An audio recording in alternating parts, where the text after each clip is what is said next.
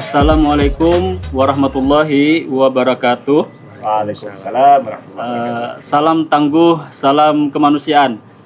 Pemirsa Sigap, Sobat Tangguh dimanapun Anda berada, saat ini podcast Sigap Kabupaten Balangan hadir kembali, yaitu siaran informasi seputar penanggulangan bencana BPBD Kabupaten Balangan. Podcast Sigap kali ini terbilang istimewa karena tim podcast Sigap hadir langsung ke kantor BMKG kelas 1 Banjarbaru, benar Pak? Oke, untuk menggali lebih dalam apa itu BMKG, kemudian peran serta fungsinya apa saja, kemudian terkait peralihan musim yang nantinya akan dihadapi oleh wilayah Kalsel, khususnya Kabupaten Balangan. Podcast kali ini terbagi menjadi 2 sesi. Yang pertama, kita akan khusus menggali informasi lebih dalam terkait peran dan fungsi BMKG dan hal-hal lainnya. Kemudian sesi kedua yaitu seputar iklim dan cuaca di Kalimantan Selatan, khususnya di Kabupaten Balangan. Kemudian langsung saja saya akan memperkenalkan narasumber kita kali ini, yaitu Kepala BMKG kelas 1 Banjarbaru. Nama beliau Bapak Klaus Johannes Apuh Damanik, STMP, dan yang biasa dipanggil Pak Adam, benar Pak? Oke. Kemudian hadir juga Kepala Pelaksana BPBD Kabupaten Balangan, Bapak Haji Rahmi SHI, yang nantinya beliau akan mendampingi sekaligus menggali lebih dalam kepada narasumber yang ada di depan ini. Untuk lebih lanjut, saya akan menyerahkan langsung kepada Kepala Pelaksana BPBD Kabupaten Balangan, Bapak Haji Rahmi SHI. Silakan Pak. Siap. Assalamualaikum warahmatullahi wabarakatuh. Waalaikumsalam warahmatullahi wabarakatuh. Pak Kepala BMKG kelas 1 Kalimantan Selatan, Pak ya. Masin. Kita sapa dulu pemirsa Sigap dan Sobat Tangguh. Salam sehat untuk semua. Baik, tadi sudah diperkenalkan ya narasumber kita yang luar biasa hari ini, dan satu keistimewaan dan kebanggaan bagi kami, khususnya BPBD Kabupaten Balangan, dapat kesempatan bersilaturahmi dan sekaligus berbincang-bincang nih, bincang-bincang santai saja Pak Kepala kita ya. Ya, santai Pak. Iya, kita mengambil setting tempatnya memang di ruang terbuka, dan memang latar kita langsung kita melihat ini suasana di kantor BMKG yang penuh dengan peralatan-peralatan canggih nih Pak. Taman alat. Iya, alat. Oke. Mungkin Pak Kepala tadi sudah diperkenalkan, mungkin sambil nanti juga diskusi kita Pak Kepala bisa menambahkan informasi-informasi yang terkait dengan profil Pak Kepala BMKG sendiri, yang infonya nih pemirsa Sigap dan Sobat Tangguh, beliau ini baru saja katanya nih bertugas di Kalimantan Selatan. Berapa bulan Pak? Kurang lebih berapa bulan katanya Pak? Bulan keempat ini. Bulan keempat ini Pak ya. Nah, jadi masih hangat ini kayaknya nih. Pak Kepala masih semangatnya nih ada di Pak BMKG Kalimantan Selatan. Jadi beliau nanti kami persilakan berkenan bercerita tentang kepindahan beliau, kemudian profil beliau. Kemudian juga mungkin juga nanti bisa menyampaikan nih Pak ya, tadi disinggung sama Pak Ilhami nih Pak ya, host kita, tentang keberadaan BMKG ini sebenarnya seperti apa sih Pak peran dan tugasnya untuk pelayanan kepada masyarakat. Karena mungkin sebagian masyarakat taunya BMKG saja nih Pak. Sementara tugas-tugasnya apa sih gitu kan. Nah ini mungkin bisa disampaikan nih Pak. Untuk itu silakan Pak Kepala untuk menyampaikannya. Ya, baik Pak. Jadi yang pertama, BMKG itu adalah salah satu instansi pemerintah yang ditugasi dalam pengelolaan cuaca, iklim, dan kegempaan. Jadi tugas pokok fungsinya itu mulai dari pengamatan, kemudian pengumpulan data, lalu data kita analisis, kita olah, sehingga nanti akan muncul produk yang namanya informasi. Baik itu informasi cuaca ataupun informasi iklim, termasuk juga informasi-informasi berkaitan dengan kegempaan yang bertujuan untuk antisipasi terhadap dampak. Nah, kalau itu musim hujan, terutama musim hujan ekstrim, tentu dampaknya adalah ada banjir, ada longsor, termasuk juga angin kencang, sambaran petir seperti itu. Nah, sedangkan untuk di musim kemarau tentunya ya beberapa provinsi termasuk Kalimantan Selatan termasuk salah satu provinsi yang rawan kebakaran hutan. Sehingga pada saat-saat musim kemarau juga kita membutuhkan informasi awal sehingga bisa melakukan antisipasi untuk menghindari ataupun bagaimana supaya kita bisa menghadapi musim kemarau itu dan mengurangi risikonya, Pak. Ya. Oke, Pak Dam. Pak Dam ya saya panggil ya. Ya, siap. Biar lebih akrab nih, Pak. Ya. Walaupun sebenarnya ini baru pertemuan pertama nih, ternyata nih saya pandang ke sini dan ternyata sudah berganti kepala ya. Jadi pemirsa Sigap dan Sobat Tangguh, tadi kan sudah disampaikan di awal bahwa ternyata Pak ya, BMKG itu tidak hanya ngurus mengenai iklim, tidak hanya berkaitan dengan cuaca, ternyata berkaitan dengan kegempaan juga Pak ya. Nah ini selama ini kan kita pahamnya kalau gempa itu berhubungan dengan tektonik atau vulkanologi ya, jadi badan vulkanologi seolah-olah, ternyata BMKG juga gitu Pak ya. Oke, mungkin bisa lebih jauh dijelaskan Pak, apa itu iklim, apa itu cuaca itu kan masyarakat mungkin sering bertukar iklim dan cuaca itu jangan satu aja atau sama ini Pak. Ada perbedaannya Pak lah. Iya, silakan Pak. Ya pada prinsipnya secara keilmuan itu sama ya, artinya apa? Itu berkaitan dengan sains atmosfer ya.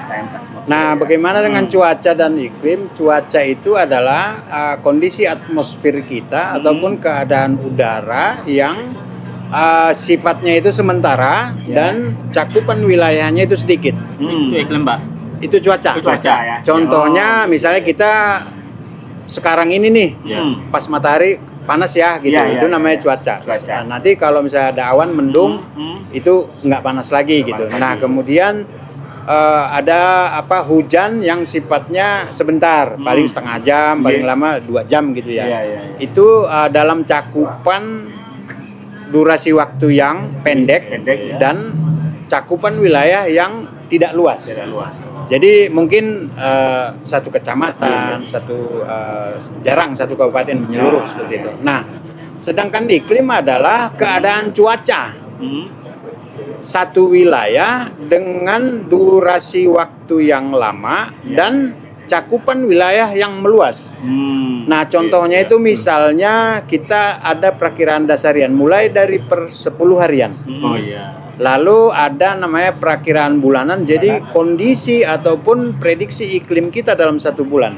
Nah, maka kita mengenal ada namanya perakiraan musim kemarau dan perakiraan musim hujan. Yang biasa laporan rutin itu Pak masuk Pak? Iya, benar. Lewat websitenya BMKG ya, dan iklim lah. Ya, itu iklim. Nah, jadi harian dan kemudian per 1 bulan gitu ya. Betul, Pak. Atau bahkan Betul. kadang bisa 6 bulan. 6 bulan. Nah, karena memang kan kita Indonesia hanya ada 2 musim. Ada 2 musim yang besar ya. Ya, ini musim hujan dan musim kemarau. Nah, musim kemarau itu biasanya kita rilis itu antara Februari Maret.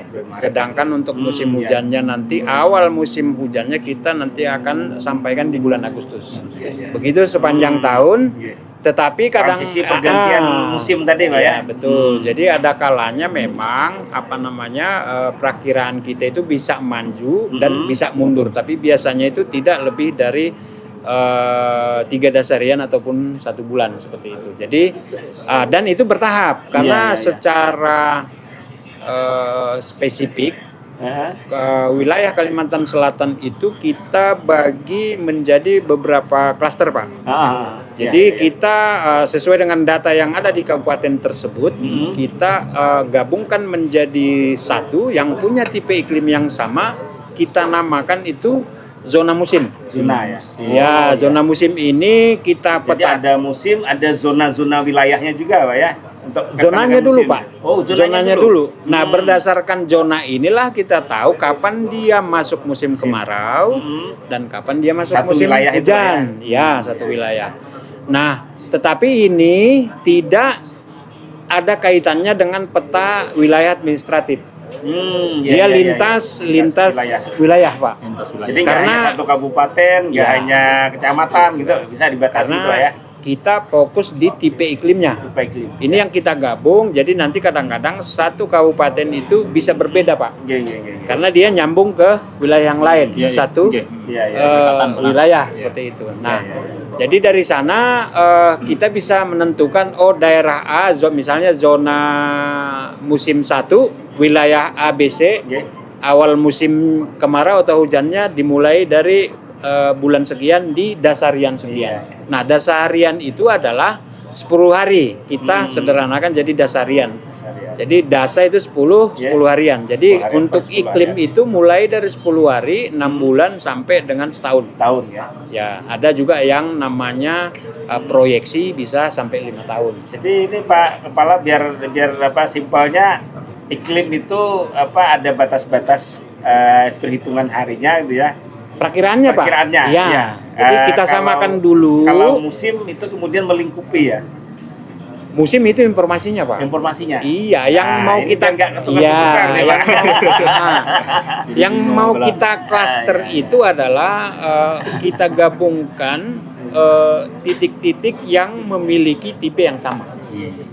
Itu nanti jadi dia berbentuk satu zona musim. Oke. Sehingga nanti dari beberapa data kita atau alat yang ada di daerah situlah nanti yang menentukan seperti apa kondisinya nanti sesuai dengan perakiraan kita. Nah, ini apa Pak Ilhami perbincangannya semakin penasaran kita ini.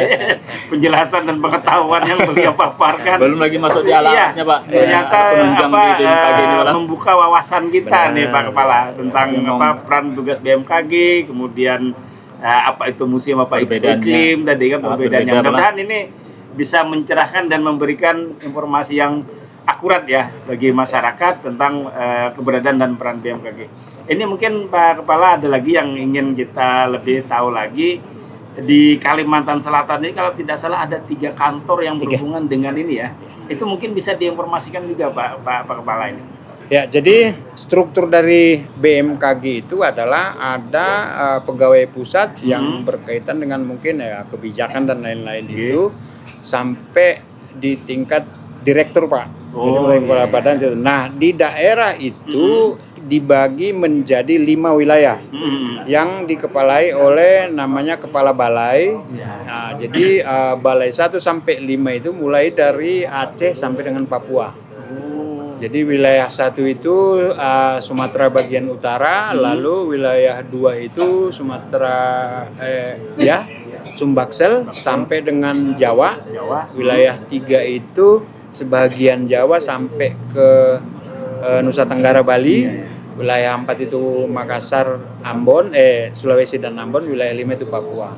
Ada Pembagiannya. 5 pembagian regional ya. Ya, istilahnya itu lalu balai. secara ini strukturnya setiap provinsi itu ditunjuk satu UPT yang menjadi koordinator BMKG. Ya. Nah, lantas bagaimana dengan Kalimantan Selatan? Kalimantan Selatan itu ada 3 UPT BMKG.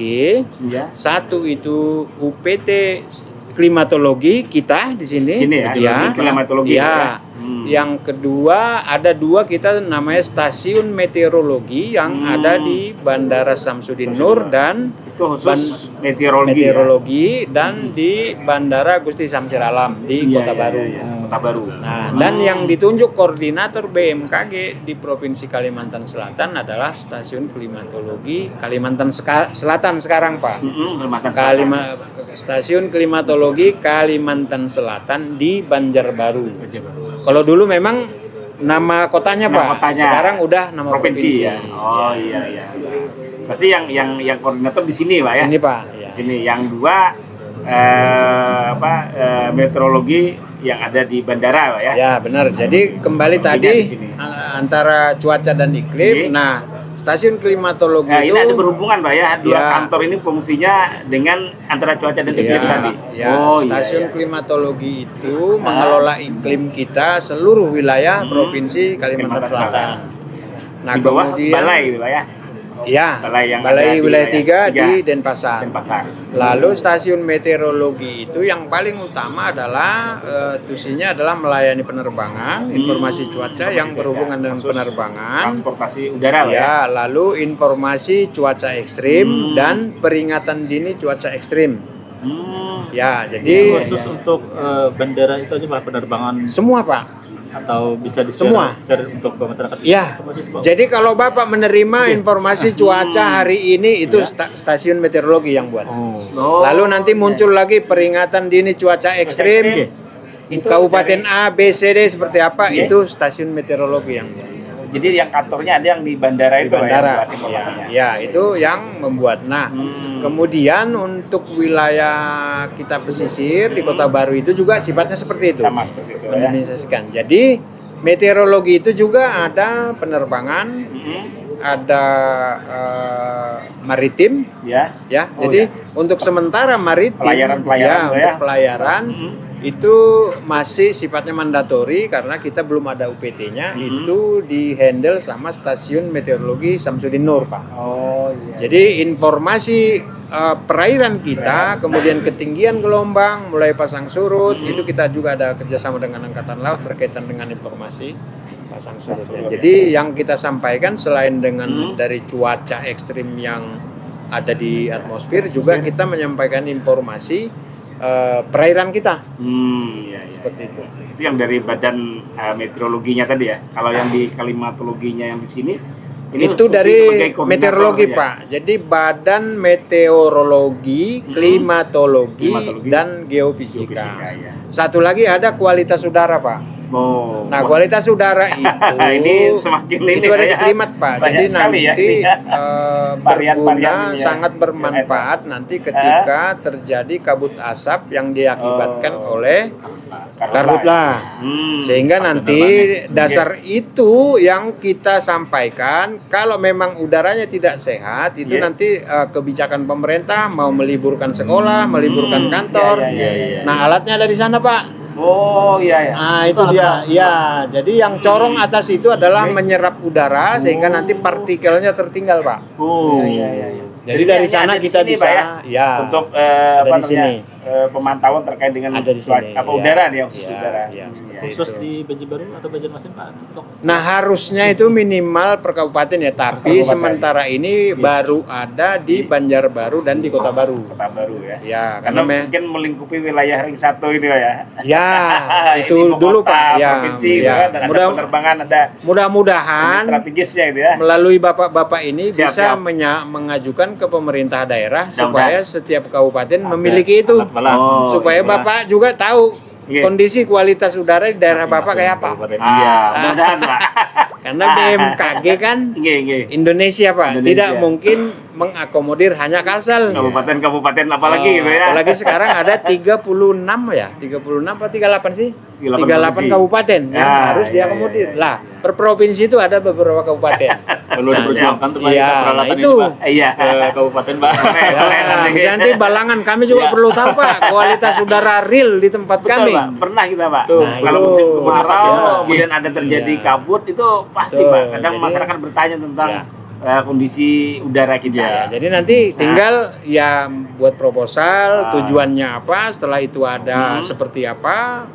Yang Bis- tujuan utamanya kan Ya. melindungi masyarakat Betul. ketika terjadi kabut asap yang mengganggu pernapasan Berarti kita. proposal bisa kita Melalui apa BPD, Pak. namanya, siapkan dan kita ajukan ke BMKG pusat. Bukan Pak, Oh, ya pemerintah daerah. Kalau Oh, BMKG iya, nggak iya. punya, nggak cukup Pak. Karena Indonesia ini namanya. Indonesia Pak. ya. Oke. Mantap nih. Jadi, Baik.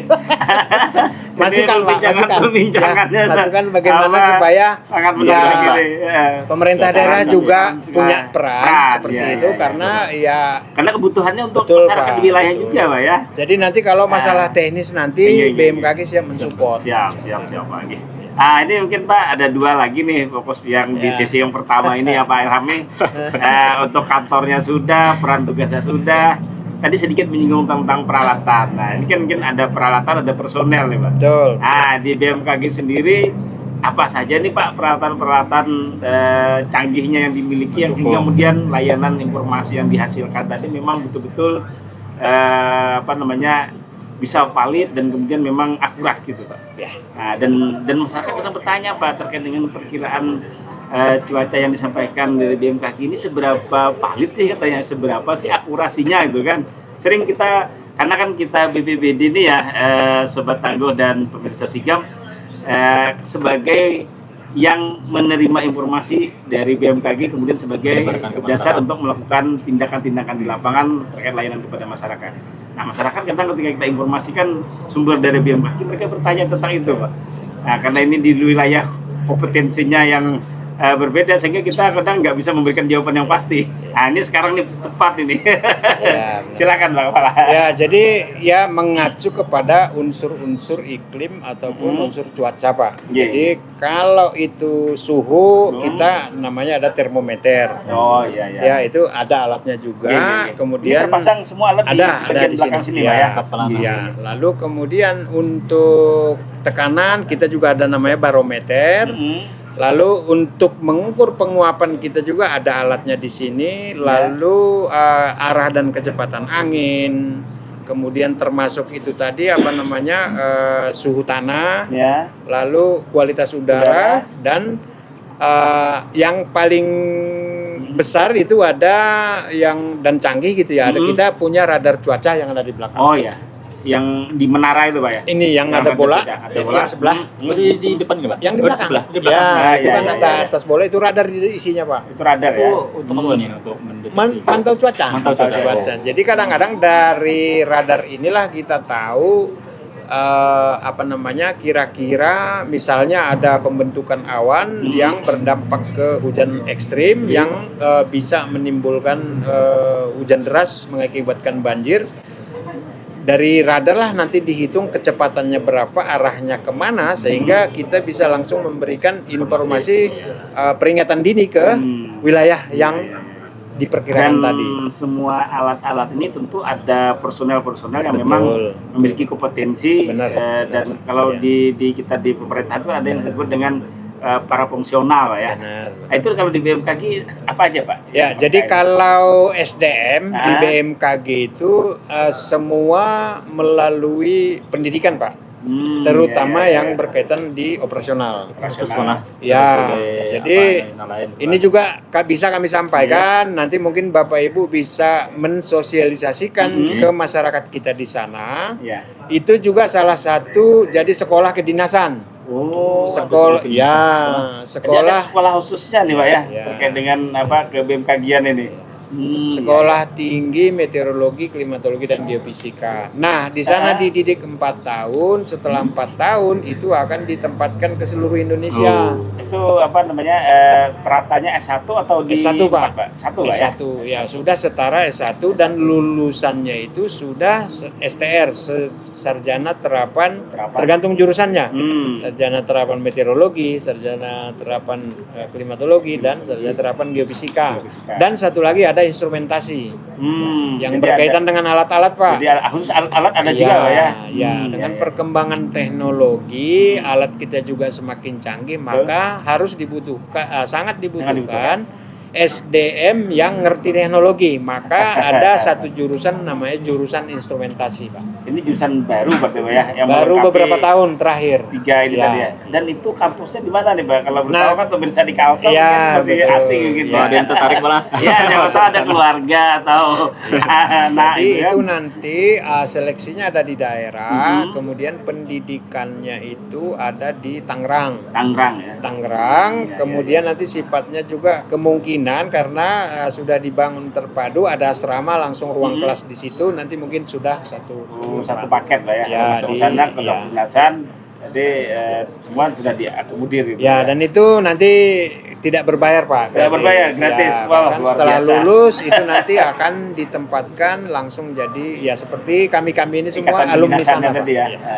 Itu langsung kasih nyip kata Pak Ya, jadi kalaupun ada penerimaan Iya. yang dari umum, tingkat sarjana, diploma itu sifatnya sesuai kebutuhan, tidak rutin setiap tahun Pak. Ya mungkin mengisi yang administrasi. apa tahun ya. ikuti tahun ajaran itu ada Pak ya. Nah, Setiap jadi tahun ya ada. untuk mengisi administrasi. Dan mengisi- hanya satu Pak ya kampusnya ya di Satu. Tangerang tadi ya se Indonesia.